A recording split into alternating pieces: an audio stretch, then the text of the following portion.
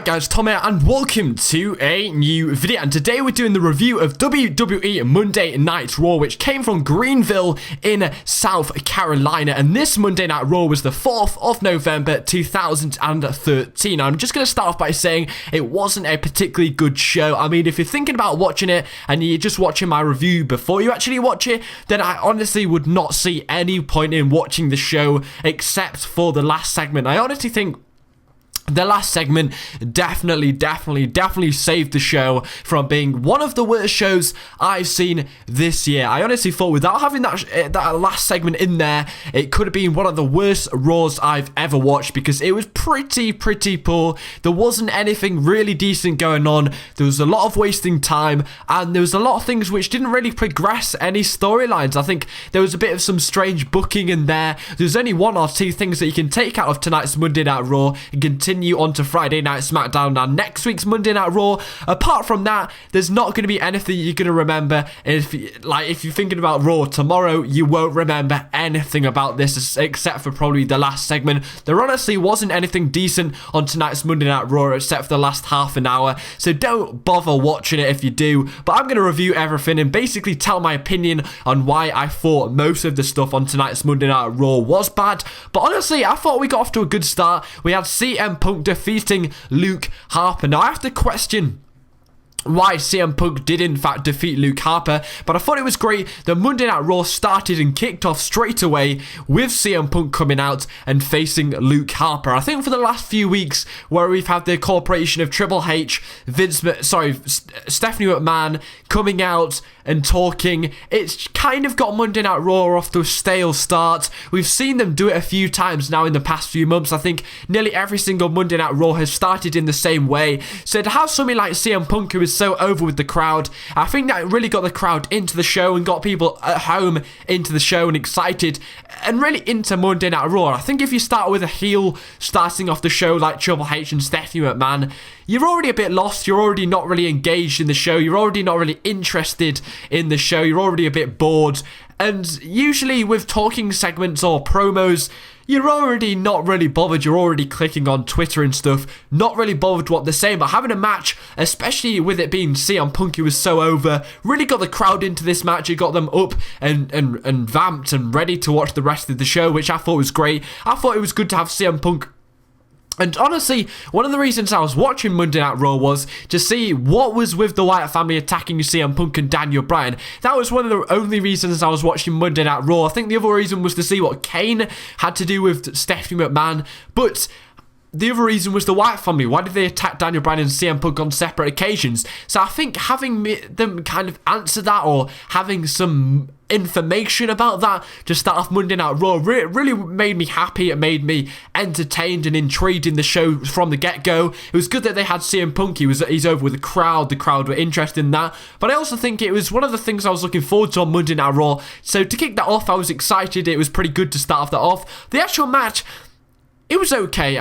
I'm not really that excited about Luke Harper. I think he's one of the only guys I could actually enjoy, not for the fact that he's a good wrestler, because he isn't, but the fact that he's kind of unpredictable. You don't really know what he's going to do. He's just something different. He's not really that good. He's never going to be a good wrestler, but the gimmick, his facial expressions, the unpredictability, and the way a guy like CM Punk or a Ziggler sells their moves makes for quite an interesting match. So I think the match was average. I think it was above average, actually. I'd probably give it around a 7 out of 10. But I liked how it started off with CM Punk and Luke Harper answering my questions and having a guy so over like CM Punk start Monday Night Raw. So I'd actually give this whole thing a 7 out of 10. I wasn't particularly happy that CM Punk got the victory in the end, because I'm thinking that they're starting this feud between Daniel Bryan and CM Punk against their Wyatt family to eventually put over the Wyatt family so that the Wyatt family can go on to bigger and further things. But having CM Punk defeat one of the Wyatt families in the first match doesn't make the Wyatt family particularly... You know, if you have the Wyatt family win the first match, then CM Punk obviously has a reason to go after the Wyatt family again. But having CM Punk defeating the first Wyatt family member already, he's already halfway completed the Wyatt family. I mean, for me, I think you should have had the Wyatt family defeat CM Punk here, so CM Punk can have a reason to chase the Wyatt family yet again. I think they really should have a few weeks of beating up CM Punk, the Wyatt family beating up CM Punk, so that the crowd can get behind CM Punk, put him over even more, and the crowd and the fans can get behind this feud. But having CM Punk win the first match they're ever going to have, he's already done half the job, and the fans are like, well, he's done it again. What's to make him think that he's not going to do it again? You're not really interested in the feud because CM Punk's already done half the job. And I think it was clever how he got a roll-up pin, which does kind of mean that Luke Harper wasn't actually beaten. But I would have personally liked it the other way around if Luke Harper got the roll-up pin, because surely if you did that, then CM Punk would have more to argue about. He'd have more interest in going after the Wyatt family to prove that he can actually beat them. So I was quite disappointed that CM Punk got the victory. I mean, you kind of buried Luke Harper here, but in the actual match, I think the only offense CM Punk got was when Luke Harper did a mistake. So I think that put over Luke Harper quite well. And it'll be interesting to see what they do on SmackDown when Daniel Bryan takes on the same guy, Luke Harper. But for me, disappointed in the victory. But I did like how they slightly put over Luke Harper. But also he went down when CM Punk defeated Luke Harper. So it kind of made that actual match completely pointless. So it'll be interesting to see how they recover from that on Friday Night SmackDown. So quite strange that CM Punk defeated one of the Wyatt family members in the first match. You usually have the heels win the first match so the crowd can get the behind the face. So for me, 7 out of 10 for that. See how they progress on Friday Night SmackDown. The next bit was basically Paul Heyman on the phone talking about how CM Punk beat him up at Hell in a Cell. Nothing greatly interesting in that bit, really. I mean, the promo itself was quite interesting. It had a quite good emotion, and it quite meant a lot to Paul Heyman and any Paul Heyman fans. I thought it was quite... It had some emphasis on what he was actually saying. It wasn't just a lame live satellite feed like they normally have. I think it was kind of unique how they had the phone instead of a live satellite. And I think there was a lot of emotion. I mean, it proves how much he can put in a promo even though you can't see his face, which really speaks well for Paul Heyman. But he was just talking about how CM Punk defeated him, putting him over CM Punk. I wouldn't be surprised if you didn't see Paul Heyman until next year when Brock Lesnar does return around Royal Rumble time. But the next bit we had was Ryback coming out, the current Paul Heyman guy. So I think having Paul Heyman on the phone before they had Ryback come out kind of made Ryback still relevant. I mean, if they had Ryback later on in the show, it would kind of mean less that he was still with Paul Heyman. I think having him come out straight after Paul Heyman kind of means Ryback's still relevant. I mean, if you had him coming out later on in the show, it would have been like it was more of a throwaway match. But having him actually come out straight after Paul Heyman was on the phone, kind of makes it seem like Paul Heyman and Ryback are still in cahoots, unless you just throw him on later on in the show. But Ryback did eventually defeat the Great Khali. Nothing interesting whatsoever here. Just a squash match. Nothing interesting whatsoever. The wrestling was absolutely appalling. They're not going to continue this. It was absolutely piss poor. Nothing to talk about here. Kind of insulting my intelligence a bit at the end where he had Hornswoggle slapping Ryback and Santino. Nothing interesting here. 4 out of 10. Thanks, Bret Hart. Nothing interesting here. Alberto Del Rio did in fact defeat Kofi Kingston later on in the show. The next match after a cross-arm breaker. He managed to get in the vicious cross-arm breaker after a few attempts. Both guys actually spotted a new attire, just like to put that in there. But Alberto Del Rio did in fact win over Kofi Kingston in a squash match. Nothing really that interesting there. There's nothing really to talk about in that match. Nothing really going for either guys. I mean, it was a typical decent match from Alberto Del Rio and Kofi Kingston.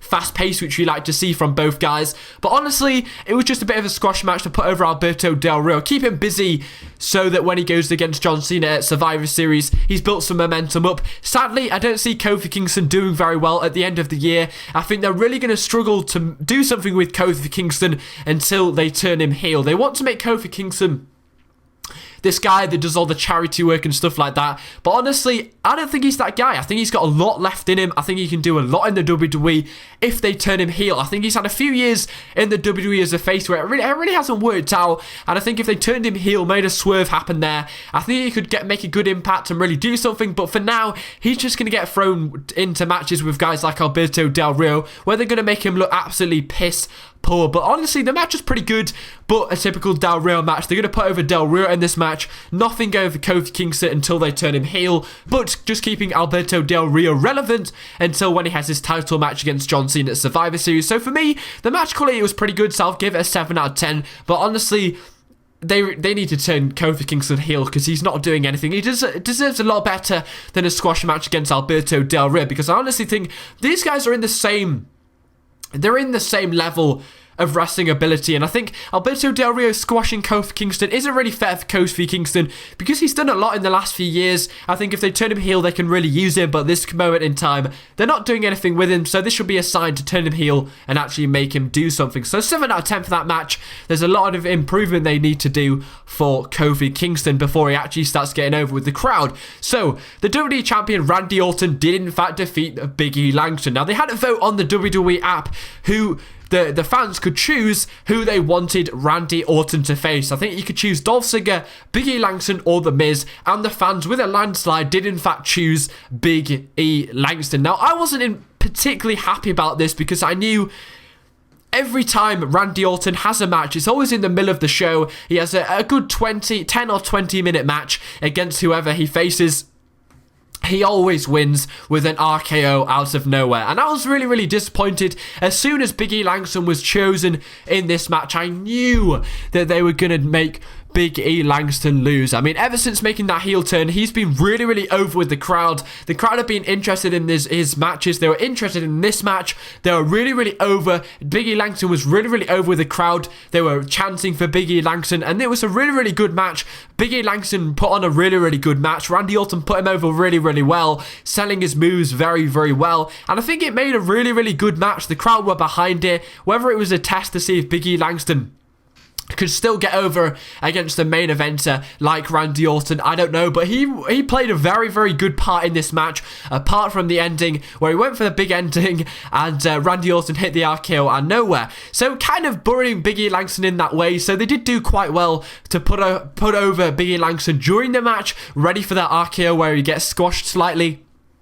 So I was quite disappointed that Big E Langston lost that match. I thought if Randy Orton was going to take the loss, which would have been very unpredictable and would have created a swerve, because you go into these matches with Randy Orton on every single Raw, and I can't remember the last time Randy Orton lost a match in these he always has a big 20-minute match every Raw. Can't remember the last time Randy Orton actually lost a singles match on Monday Night Raw. And I think if Big E Langston won here, would have put him over really, really well. It would have made a swerve, would have gave him a lot of momentum. It would have been very, very unpredictable. And the fact that Randy Orton went on the later in the show, on the last segment, and put himself over really, really well, wouldn't have been much of a problem if Randy Orton lost here. But they gave the match to Randy Orton, still keep him relevant going into Survivor Series, trying to keep him busy, build up some more momentum. But honestly, Randy Orton's probably the guy with the biggest momentum in the WWE right now, and Big E Langston is still making that face turn, still in need of some momentum. So I honestly thought Big E Langston was the one here which needed the win more, but they gave it to Randy Orton with the RKO out of nowhere, which I was quite disappointed with. Not really out of nowhere, we all predict it. It's not really that interesting anymore for Randy Orton to do that. I thought the win should have gone to Big E Langston. He needs the momentum more, and Randy Orton proved later in the show why he didn't even need that momentum. So for me, they should have gone with Big E Langston, but Randy Orton got the victory in a good match, which put over Big E Langston well during the match, but after the match and the actual ending, I wasn't too happy about. So for me, 6 out of 10 for that match. Now the next match was Tyson Kidd and Natalya defeating Fandango and Summer Rae. Nothing really interesting in this match, to be honest. I wouldn't be surprised if Natalya faced Summer Rae at Survivor Series. This whole show pretty much was building towards Survivor Series, but I always liked Tyson Kidd. He's one of them guys who will never be a main eventer, but he's just past that mid-card if you build him well. But Tyson Kidd, I always like his charisma. I think he's one of them few guys in the mid-card that does have a good charisma. But honestly, this isn't the first time he's actually returned. He had an injury in January and is now returned. It was actually part of the Los Locals when he teamed up with Ricardo Rodriguez a few weeks ago on Friday Night SmackDown, but he has actually returned as Tyson Kidd. So interesting to see what they actually do with this. I think the only thing they really used this match for was to talk about Total Divas. The actual match wasn't that interesting. The crowd were really not into this match. I think Tyson Kidd tried to get some the crowd's into it using his charisma, but the crowd were only really interested in Natalya and Summer Rae. They weren't really interested in Fandango whatsoever. Really disappointed in the crowd weren't really into this match. It makes me wonder what they see in Natalya and Summer Rae. Are they going to do a feud or something? Because they keep putting these girls together. It makes me wonder, are they going to have a match down the line where it's just a singles match? But for me, very disappointed in the reaction Tyson Kidd got. I think he's got a lot of charisma and he's got good talent in the ring. The crowd weren't really bothered that he'd returned, and they just took the opportunity to talk about Total Divas. So quite disappointed at the return. I wish they'd used Tyson Kidd in a better match where they could have put him over well. I think Fandango doesn't really have a lot going for him at the moment. I don't think he will for the next few months. They really haven't built him well. I think they dropped the ball when Fandango got injured at Extreme Rules and couldn't have the match at Payback, where he was actually rumored to pick up the Intercontinental Championship. I think ever since then they have struggled to use Fandango well. I think returning Tyson Kidd against a Fandango who's struggled for crowd reactions wasn't the best idea. I think they could have possibly made Tyson Kidd return against a guy like Randy Orton, Ryback, something like that.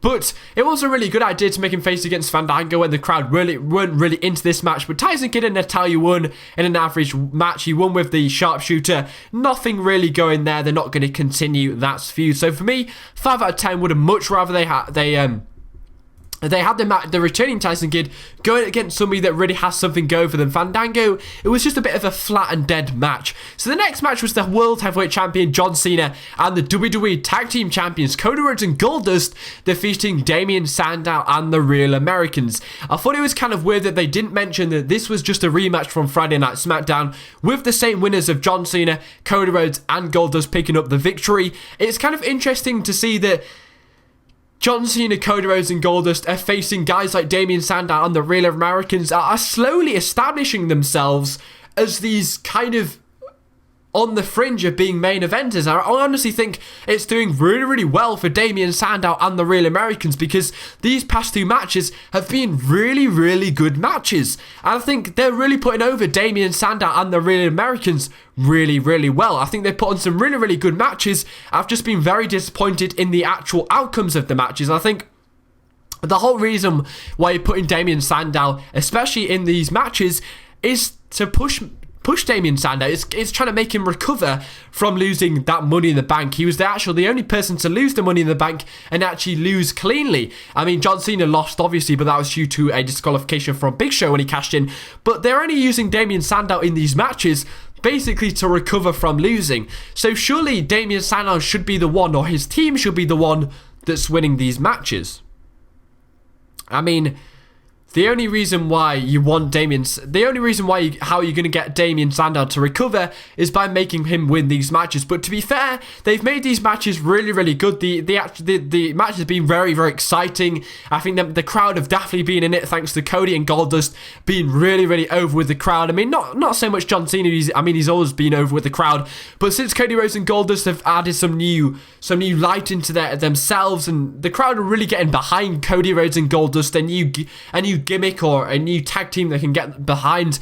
They're actually quite into Goldust and Cody Rhodes, which is great, but I'm quite disappointed that Damien Sandow and the Real Americans haven't won either of these matches, which kind of surprised me. I wonder if they'll have a third match, because these matches have been really good, but yet again they don't really let Damien Sandow and the Real Americans get the victory here, guys, so kind of boring them slightly and kind of killing the push straight away. But for me, I'll give that match a 7 out of 10. It was quite entertaining, but there isn't really a lot you can go from this. I mean, if they don't start giving Damien Sandow some good victories, like in this match, Damien Sandow is slowly going to get irrelevant, and you should be making him recover from losing that Money in the Bank briefcase, but really he hasn't really shown so far some recovery. Except for putting some good matches in this tag match, nothing really to show that Damien Sandow's recovering. So the next match was Dolph Ziggler defeating the Intercontinental Champion Curtis Axel. And now for me, not having Curtis Axel come out after the phone call from Paul Heyman kind of felt like a bit of a throwaway match, but I was quite happy that Dolph Ziggler was the one that got the victory. I mean, you always see Curtis Axel going to these matches where you kind of see the face look like he's going to win. You're going to have like some close counts and stuff like that, but you eventually see Curtis Axel win. So I was quite surprised that Dolph Ziggler actually won the match, and I thought this was good. I mean, I've said it on a few videos. I think ever since they made the title at Payback go back to Alberto Del Rio, I mean, Ziggler cashed in the night after WrestleMania. We all know this, and then he held it until Payback, and then they gave it back to Alberto Del Rio, and we all thought Ziggler was going to win it back on Money in the Bank, and he never did that. So it was kind of the time he had an injury to the head. They didn't want to risk Dolph Ziggler, and ever since then, they haven't really thought of anything to do with Dolph Ziggler. He's slowly slipped back down to the mid-card without anybody realizing. The crowd's reaction for him, I think the crowd slowly aren't really bothered about Ziggler anymore. He hasn't really been used in any useful feuds whatsoever. He hasn't really had a good feud for him.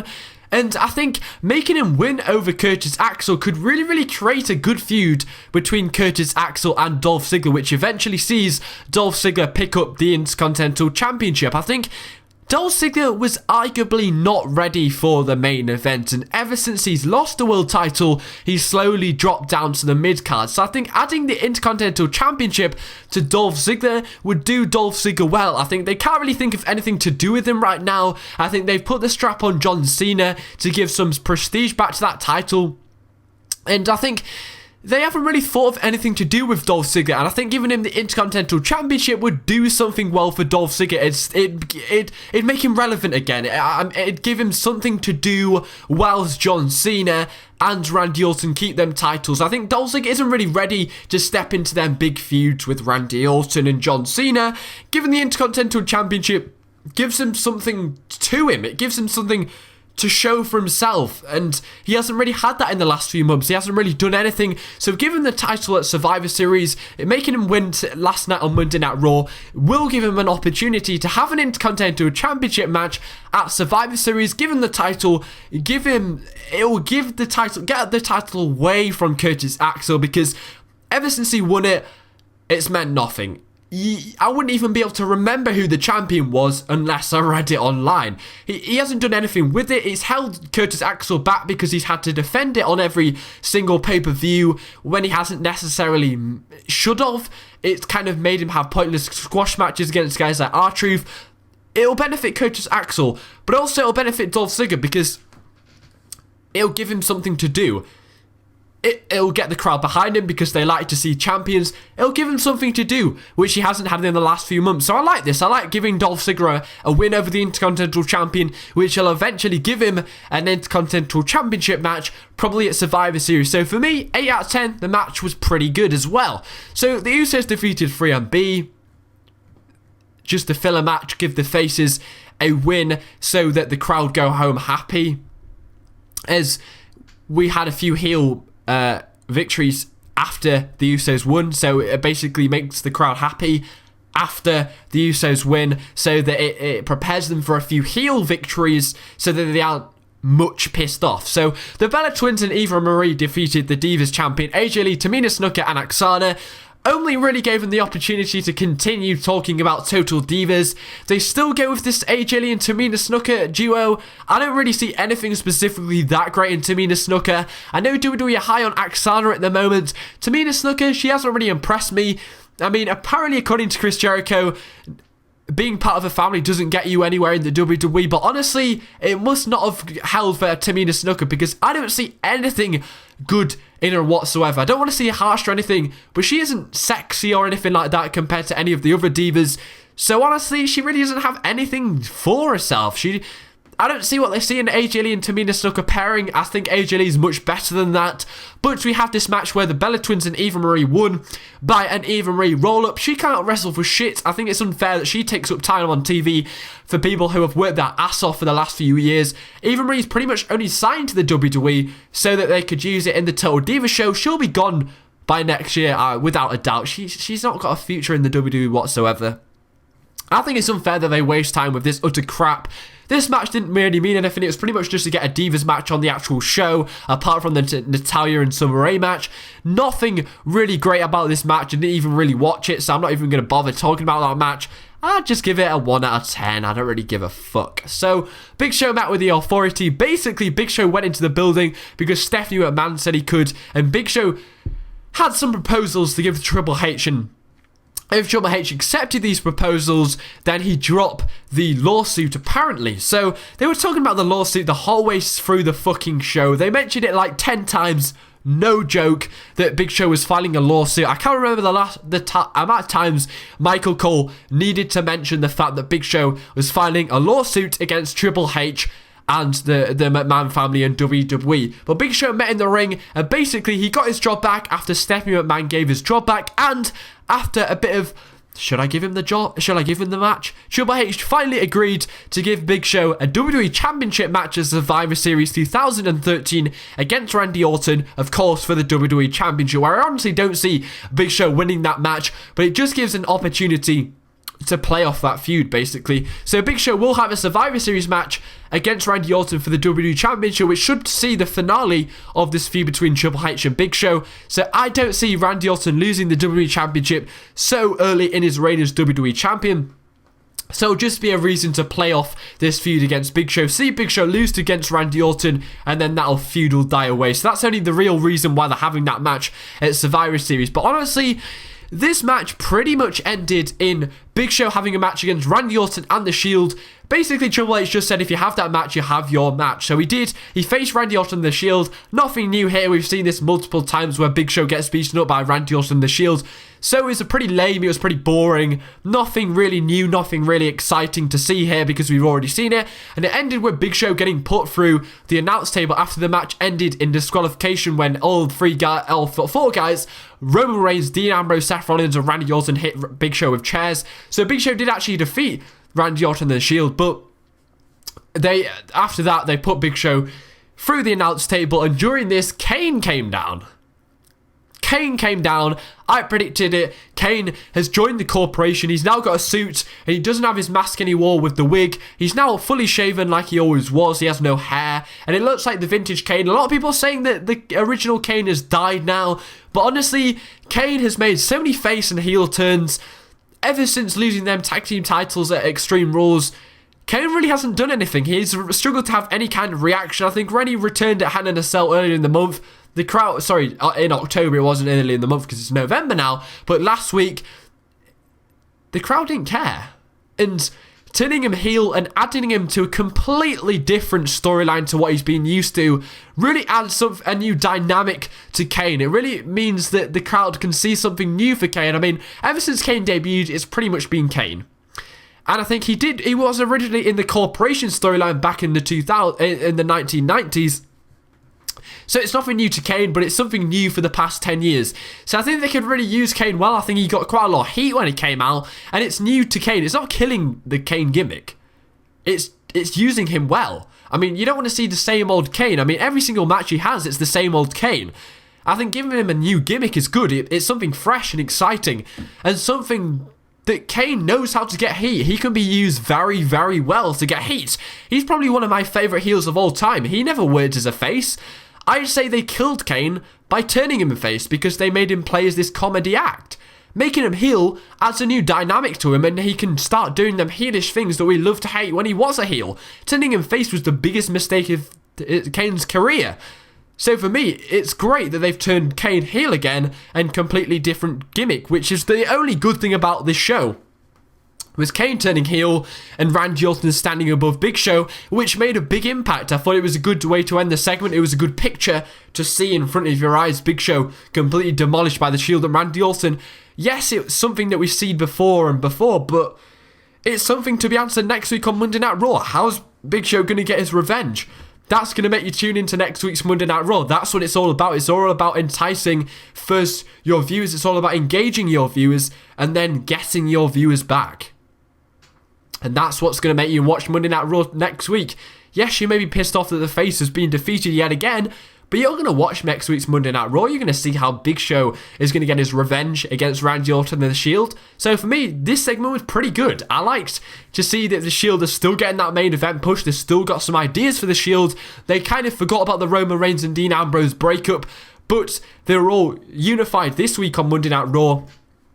And they've still got ideas for the Shield. It's still giving them a main event push. It's given a lot of fucking heat to Randy Orton and Triple H, which is great. And they're still making Big Show get over. They gave the yes stand to Big Show, getting him even more over. I was quite disappointed that Daniel Bryan really didn't do anything throughout this show. I think he joined CM Punk during the after CM Punk defeated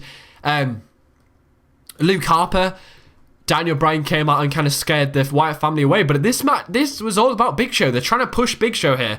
They're trying to put Big Show over, and the crowd are buying into it a lot. And that was a test that the Big Show is really, really over with the crowd. And if the crowd are over it, I'm sat at home, I'm over it as well. And I think this segment was pretty good.